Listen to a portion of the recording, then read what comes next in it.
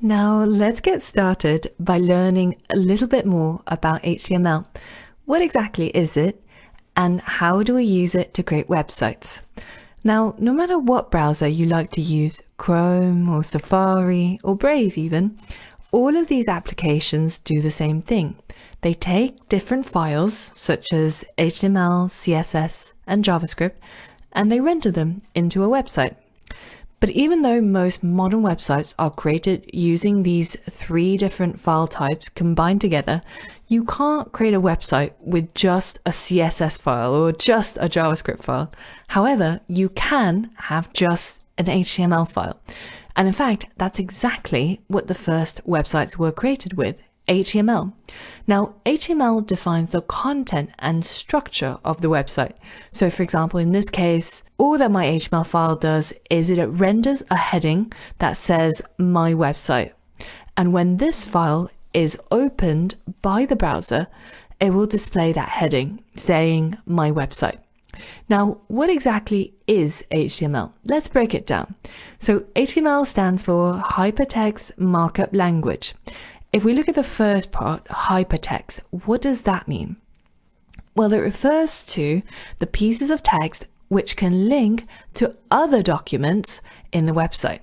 So these pieces of text are hypertext or hyperlinks, and they are the foundation of how an HTML website works. Now, if we take a look at the world's first website created by Sir Tim Berners-Lee, who also happens to be the inventor of the internet, then you can see it's filled with these hyperlinks marked in blue. And exactly as you would expect, if you click on any of these hyperlinks, it takes you to another document, another HTML file. So if we go back, you can see that we were on project.html. And if I click on one of the hyperlinks, like how can I help, it will take me to another HTML file. And this is how hypertext works. And there's even a link on this website explaining exactly what hypertext is. So now that we know what hypertext is, what about the other part, the markup language?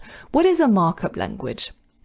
Now, if you look at the English language, we often see little bits that function very similar to markup, like these double quotes. The presence of these quotation marks is what tells a reader that this part is a quotation.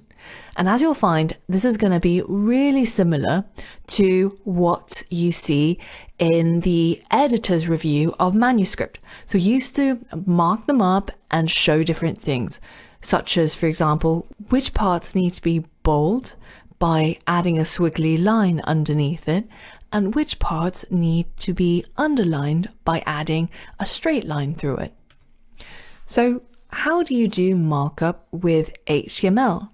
Well, it's done through what's called HTML tags.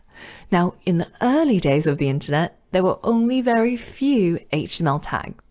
These days, there are loads more, but realistically, you're only going to be using some of the most important ones, such as headings, H1 through to H6, or the paragraph tag, the P tag. So here you can see all of the HTML tags, but when we narrow it down to the ones that you actually need to know, then it makes it a lot more approachable. And in the rest of the course, we're going to be covering some of the most essential tags. And so don't worry about learning them. So don't worry about memorizing all of them or learning them. We're going to cover them as we need them in our projects and in our exercises. So in the next lesson, we're going to get started by learning about the heading tag, one of the most OG HTML tags that ever existed. So for all of that and more, I'll see you on the next lesson.